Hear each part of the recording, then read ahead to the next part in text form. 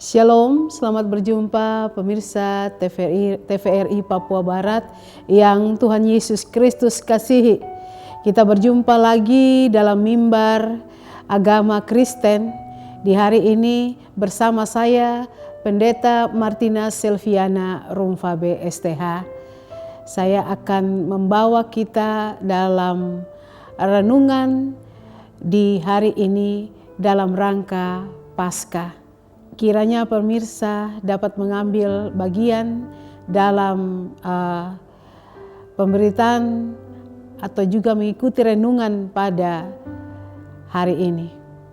Mari kita mengawali semuanya di dalam doa. Kita berdoa. Bapa di sorga, Bapa di dalam nama Yesus Kristus, kami akan memulai dengan mimbar agama Kristen di hari ini dalam renungan, dalam khotbah yang akan disampaikan kepada kita dalam rangka Paskah. Untuk itu ya Bapa di sorga, bagian firman Tuhan yang hamba bawa pada hari ini, kiranya akan menjadi berkat bagi kehidupan pemirsa TVRI Papua Barat yang menyaksikan renungan dalam mimbar agama Kristen di hari ini. Beri kami hikmat, Roh Kudus menuntun supaya kami dapat membaca dan merenungkan bagian firman-Mu di hari ini. Di dalam nama Yesus kami berdoa. Amin. Pembacaan firman Tuhan untuk kita di hari ini terdapat di dalam kitab Perjanjian Baru, Wahyu pasal 1. Ayat 9 sampai dengan ayatnya yang ke-20. Lembaga Alkitab Indonesia memberikan tema atau judul yaitu penglihatan Yohanes di Patmos. Ayatnya yang ke-9 dan seterusnya. Aku Yohanes, saudara dan sekutumu dalam kesusahan, dalam kerajaan dan dalam ketekunan menantikan Yesus berada di pulau yang bernama Patmos oleh karena firman Allah dan kesaksian yang diberikan oleh Yesus. Pada hari Tuhan, aku dikuasai oleh Roh dan aku mendengar dari belakangku suatu suara yang nyaring, seperti bunyi sangkakala, katanya, "Apa yang engkau lihat, tuliskanlah di dalam sebuah kitab dan kirimkanlah kepada ketujuh jemaat ini, ke Efesus, ke Smyrna, ke Pergamus, ke Tiatira, ke Sardis, ke Philadelphia, dan ke Laodikia." Lalu aku berpaling untuk melihat suara yang berbicara kepadaku, dan setelah aku berpaling tampaklah kepadaku 7 kaki dian di atas dari emas. Dan di tengah-tengah kaki dian itu ada seorang serupa anak manusia yang berpakaian jubah yang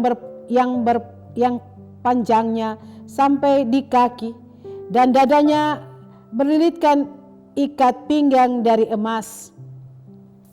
Kepada kepala dan rambutnya putih bagaikan bulu yang putih meta, dan matanya bagaikan nyala api, dan kakinya mengkilap bagaikan tembaga membara di dalam perapian. Suaranya bagaikan desau air bah, dan di tangan kanannya ia memegang 7 bintang, dan dari mulutnya keluar sebilah pedang tajam bermata 2, dan wajahnya bersinar-sinar bagaikan matahari yang terik. Ketika aku melihat dia, tersungkurlah aku di depan kakinya sama seperti orang yang mati. Tetapi ia meletakkan tangan kanannya di atasku, lalu berkata, "Jangan takut, aku adalah yang awal dan yang akhir, dan yang hidup. Aku telah mati, namun lihatlah aku hidup sampai selama-lamanya, dan aku memegang segala kunci maut dan kerajaan maut. Karena itu tuliskanlah apa yang telah kau lihat, baik yang terjadi sekarang maupun yang akan terjadi sesudah ini. Dan rahasia ke7 bintang yang telah kau lihat pada tangan kananku dan ke7 kaki dian emas itu, Ketujuh bintang itu ialah malaikat, ketujuh jemaat, dan ketujuh kaki dian itu ialah ketujuh jemaat. Demikianlah firman Tuhan. Para pemirsa TVRI Papua Barat yang Tuhan Yesus Kristus kasihi, tema yang hendak kita renungkan di dalam pelaksanaan Paskah pada saat ini adalah Aku telah mati, namun lihatlah aku hidup. Pemirsa TVRI Papua Barat yang terkasih dalam Kristus, hidup ini adalah kesempatan. Itulah harus dilihat oleh orang-orang percaya melalui kacamata kita. Kalau kita diberikan kesempatan untuk berkarya dalam segala aspek kehidupan, maka kita pun harus jeli untuk terus melihat kesempatan yang ada, dalam arti bahwa apa yang kita buat semuanya mengandung arti sendiri, dan hidup kita dan apa yang kita jumpai. Lihat, temui, itulah yang terus direnungkan atau lewat kedewasaan iman kita.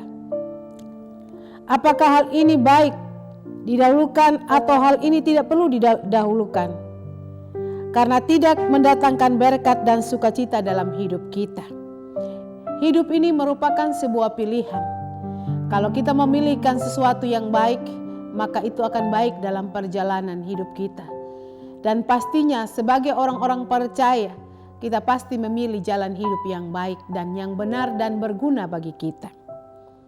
Pemirsa TVRI Papua Barat yang terkasih dalam Kristus, Wahyu 1 ayat 9 sampai 20 diperjelaskan kepada kita tentang bagaimana Yohanes mendapatkan penglihatan oleh Allah di Pulau Patmos.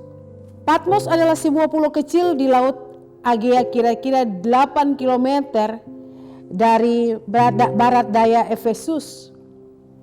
Di sana Yohanes menjadi tawanan karena terus rajin menyampaikan firman Allah dan terus dipercaya kepada Kristus dan firman-Nya. Melalui kesetiaan dan percaya kepada Kristus, Allah berperkara dalam diri Yohanes, di mana ia dikuasai oleh Roh Kudus untuk dapat melihat apa yang Allah perlihatkan dalam setiap penglihatan tersebut. Bahkan diperjelaskan oleh suara Tuhan menuliskan dalam sebuah kitab dan dikirimkan kepada 7 jemaat di Asia Kecil. Yesus memberikan penglihatan kepada Yohanes di Pulau Patmos sebagai pernyataan bahwa Dia selalu hadir dan menyertai umat-Nya.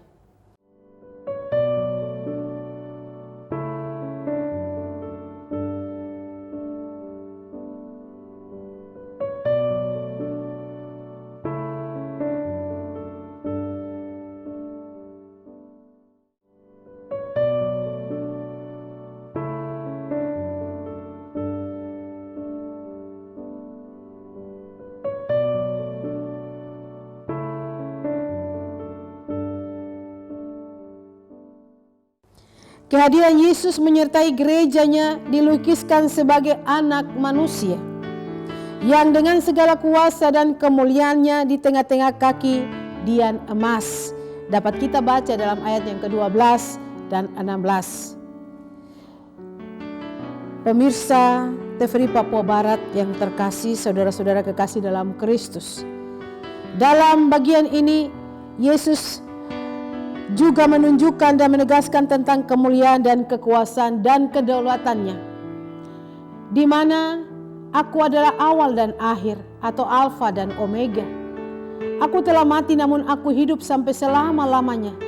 Itu berarti bahwa Ia hidup untuk terus menyertai dan memberkati gerejanya yang ada dalam pergumulan berat. Dalam kehidupan ini, karena kebangkitannya memberikan suatu kepastian bahwa Ia hidup, maka Ia mampu melihat dan mengetahui setiap gumul kita. Hal yang menarik bagi kita dalam bagian ini adalah bagaimana cara Allah memperhatikan kasih-Nya kepada Yohanes dalam sulitnya di Pulau Patmos, di mana terjadilah hal yang luar biasa pada hari Tuhan, dan lewat tuntunan Roh Kudus, maka dia dapat mendengar suara Tuhan yang indah. Bahkan ia dapat melihat apa yang Tuhan izinkan terjadi dalam penglihatan itu, untuk terus menyampaikan penglihatan itu kepada 7 jemaat. Saudara-saudara pemirsa, pengalaman Yohanes juga menjadi pengalaman kita, di mana banyak hal yang Tuhan izinkan terjadi dalam hidup gerejanya, yang adalah orang kudus yang percaya untuk bagaimana kita menyikapi bahwa apapun kita hadapi lewat pergumulan kita, Allah tetap terus ada menyertai kita. Di perayaan Paskah kali ini, kita berada di tengah-tengah situasi kondisi COVID-19. Namun di tengah-tengah perayaan Paskah ini mau mengatakan kepada kita bahwa aku telah mati, namun lihatlah aku hidup. Berarti Tuhan meyakinkan kita tentang sebuah kebangkitan. Kalau kematiannya tidak mengalami kebangkitan, maka sia-sialah iman dan percaya kita.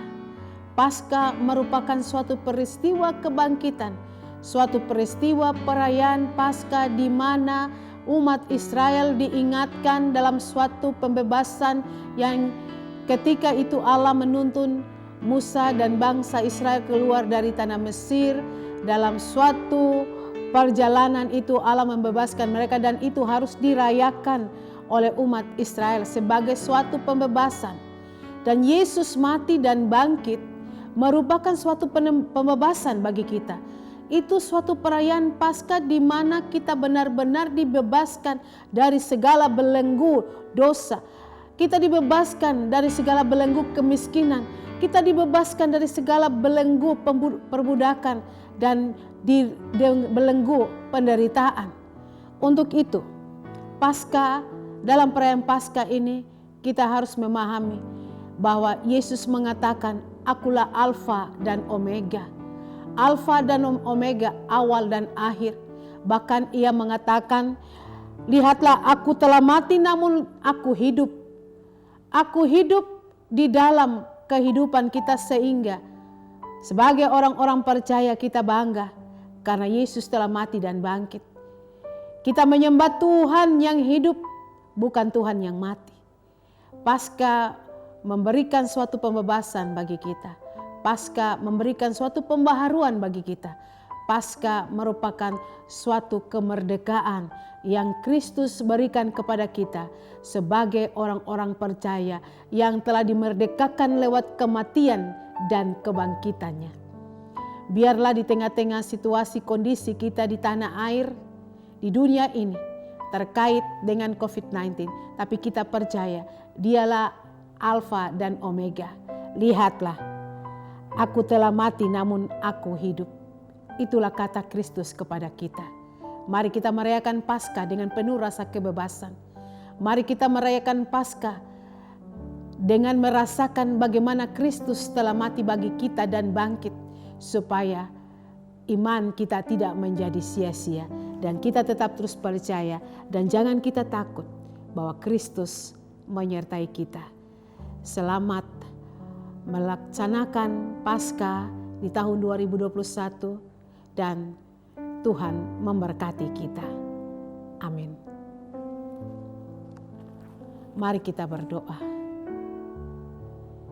Ya Allah Bapa di sorga, Bapa di dalam nama Yesus Kristus, kami terus bersyukur kepadamu Tuhan, karena Engkau membawa kami dalam sebuah kehidupan yang Tuhan hadirkan keselamatan kepada kami. Di mana Tuhan telah mati, Tuhan bangkit bagi kami.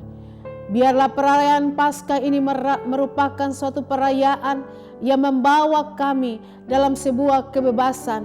Kebebasan yang belenggu di dalam dosa kami.